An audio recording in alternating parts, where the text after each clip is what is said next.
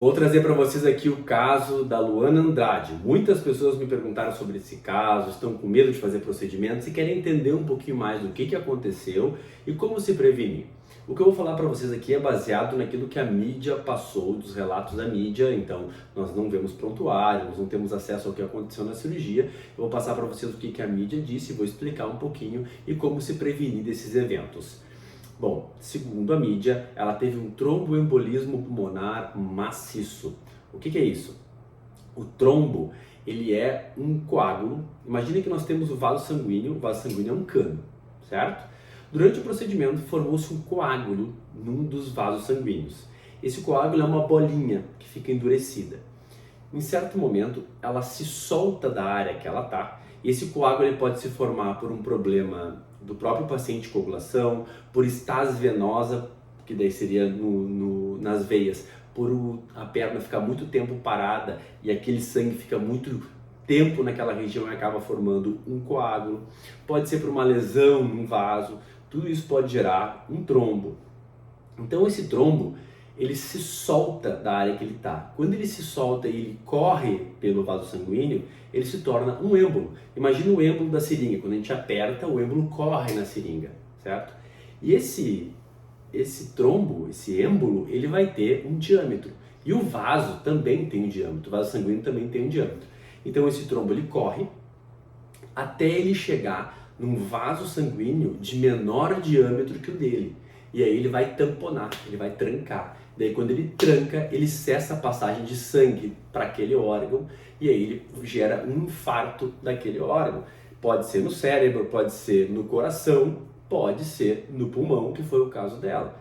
E ela teve um tromboembolismo maciço, ou seja, os coágulos bloquearam, os coágulos bloquearam a circulação sanguínea do pulmão, fazendo com que ela não tivesse capacidade respiratória e viesse a ter as várias paradas que ela teve até não conseguir voltar mais. Mas por que isso acontece? Existem vários motivos que os pacientes podem vir a ter problemas de coagulação, tromboses e embolias, tá? Muitos deles são genéticos. Claro que, eu deixar bem claro aqui, pessoal, que isso é raro, isso não é comum, tá? Isso que aconteceu com ela, claro que deu na mídia, então muitas pessoas viram. Notícias desse tipo, elas geram muito engajamento, mas isso é raro, não é uma coisa comum de se acontecer.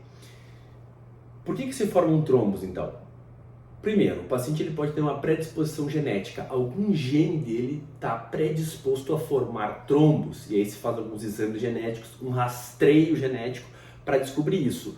Porém, isso não se faz em todas as pessoas. É basicamente impossível fazer em todos os procedimentos cirúrgicos um rastreio genético, se o paciente tem ou não. Geralmente, ele já tem histórico, se ele tem alguma alteração desse tipo, porque o paciente que tem um problema desses, ele não tem uma trombose somente numa cirurgia. Ele pode ter uma trombose pegando um avião e ficando 10 horas sentado, ou pegando uma estrada e ficando muito tempo sentado. Também pode gerar uma trombose. E aí a segunda causa de trombose, que é a estase venosa, que é quando o sangue fica muito tempo parado num lugar só. Então, por exemplo, o paciente vai fazer um procedimento cirúrgico muito longo, ele fica parado ali e aquele sangue fica parado na perna. Por isso que nós utilizamos bota de retorno venoso, compressão durante as cirurgias, para que isso circule e evite que o sangue fique muito estagnado ali. Quando o sangue fica estagnado, ele acaba tendo a tendência a formar trombos, e esses trombos depois podem se deslocar. Então, essa é uma segunda causa de tromboembolismo, que é a estase venosa, por decorrência, muitas vezes, do procedimento cirúrgico que o paciente tem que ficar deitado, ele não pode se movimentar. Muitas vezes são cirurgias extensas, ele fica muito tempo deitado e acaba gerando trombos.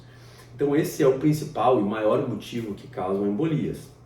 Mas calma, isso são procedimentos extensos, grandes, não são qualquer procedimento. A pessoa não vai tirar o siso e vai ter uma embolia. A pessoa não vai fazer uma papada, por exemplo, que é uma cirurgia rápida e vai ter uma embolia. São geralmente cirurgias maiores que envolvem maior tempo cirúrgico, 4, 5, 10 horas de cirurgia. Aí nós temos que tomar alguns cuidados. E os pacientes que já têm predisposição, que já têm histórico, nós vamos fazer um tratamento prévio para evitar isso, evitar que tenha tromboembolismo. Então essas são as duas principais causas que nós temos de tromboembolismo.